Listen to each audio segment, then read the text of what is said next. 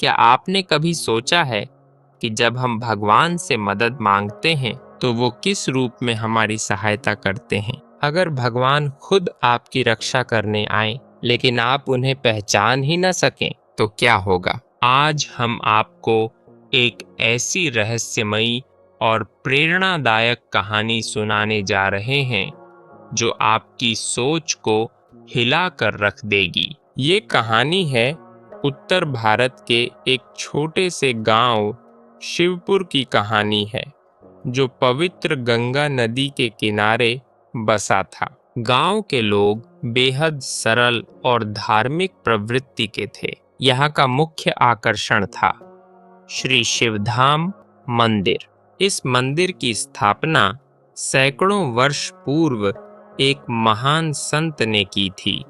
कहा जाता था कि इस मंदिर में भगवान शिव की मूर्ति स्वयं प्रकट हुई थी। गांव वाले प्रतिदिन मंदिर में पूजा अर्चना करते और अपनी समस्याओं का समाधान मांगते। मंदिर के मुख्य पुजारी थे एक महान भक्त जो लगभग 60 वर्ष के थे। उनके लंबे सफेद बाल, घनी दाढ़ी और आंखों में तेजस्वी चमक थी। उनकी दिनचर्या में पूजा पाठ, ध्यान और भजन शामिल थे। उनकी भक्ति इतनी प्रबल थी कि लोग उन्हें साक्षात भगवान का अवतार मानते थे। उनका विश्वास था कि उनकी तपस्या इतनी शक्तिशाली है कि स्वयं भगवान शिव उनकी रक्षा करेंगे। उनका मानना था कि यदि कोई आपदा आएगी तो भगवान शिव अपने भक्त को कभी कष्ट में नहीं छोड़ेंगे। हर दिन गांव वाले मंदिर में आकर पुजारी का आशीर्वाद लेते। एक दिन एक बुजुर्ग महिला ने पुजारी से पूछा, महाराज, आप दिन रात शिव की आराधना में लीन रहते हैं, क्या सच में भगवान शिव आपकी रक्षा करेंगे? पुजारी ने मुस्कुराते हुए उत्तर दिया, भगवान शिव करुणा निधान है। जो उनकी भक्ति में लीन होता है उसे वे कभी कष्ट में नहीं छोड़ते। लोगों का विश्वास और दृढ़ हो गया कि पुजारी के रहते हुए कोई आपदा गांव को नहीं छू सकती। एक दिन गांव में अफवाह फैली कि गंगा नदी का जल स्तर तेजी से बढ़ रहा है। लोग घबराकर मंदिर की ओर भागे और पुजारी को आपदा की सूचना दी।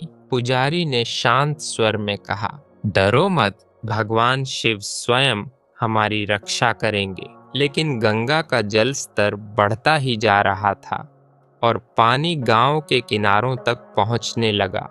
भी एक युवा नाविक अपनी नाव लेकर पुजारी के पास आया और बोला, महाराज, जल्दी नाव में बैठिए, मैं आपको सुरक्षित स्थान पर ले चलूंगा। पुजारी ने मना करते हुए कहा, नहीं बेटा, भगवान शिव स्वयं मेरी रक्षा करेंगे। नाविक ने आग्रह किया, पर पुजारी ने अटल विश्वास के साथ मना कर दिया।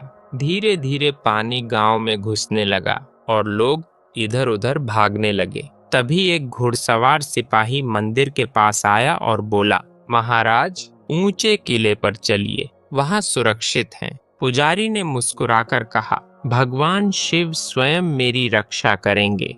सिपाही ने समझाने की कोशिश की, लेकिन पुजारी टस से मस नहीं हुए।